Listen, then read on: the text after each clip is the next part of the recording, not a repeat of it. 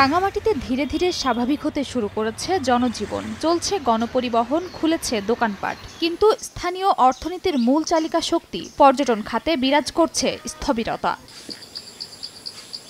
Symbol of Rangamati খ্যাত ঝুলন্ত সেতুতে শুনশান নীরবতা, ঘাটে নোঙর করে আছে শত শত টুরিস্ট বোট, অলস সময় কাটাচ্ছেন পর্যটন খাত সংশ্লিষ্ট ব্যবসায়ীরা।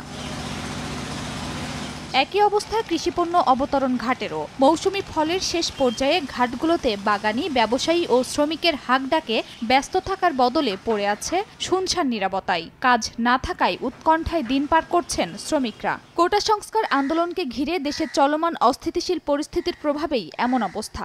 আমাদের বোটগুলো খালি ভাড়াটারা হচ্ছে না, আমরা খুবই কষ্টে আছি। আমাদের অবস্থাটা কেউ বোঝে না। আমরা তো এখানে গাড়ি চালাতে পারতেছি না, আমরা চলতে পারতেছি না।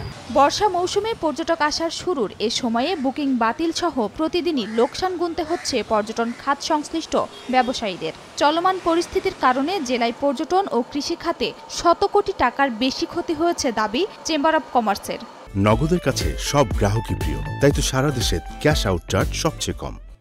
গত 17 তারিখের পর থেকে আগামী মাসের প্রায় 3 থেকে 4 তারিখ পর্যন্ত যে কয়টি বুকিং ছিল, প্রত্যেকটি হাউস বোটের প্রত্যেকটি বুকিং ক্যান্সেল হয়ে গিয়েছে। তাঁত শিল্প থেকে আরম্ভ করে এখানে যে আসবাবপত্র, কাঠ, বাঁশ যা কিছু আছে সব কিছু মিলিয়ে 100 কোটি টাকার বেশি আমাদের এই রাঙ্গামাটি পার্বত্য জেলায় ক্ষতি হয়েছে। চেম্বার অব কমার্স অ্যান্ড ইন্ডাস্ট্রিজের তথ্য মতে রাঙামাটিতে লক্ষাধিক মানুষ পর্যটন ও কৃষি খাতের উপর নির্ভরশীল।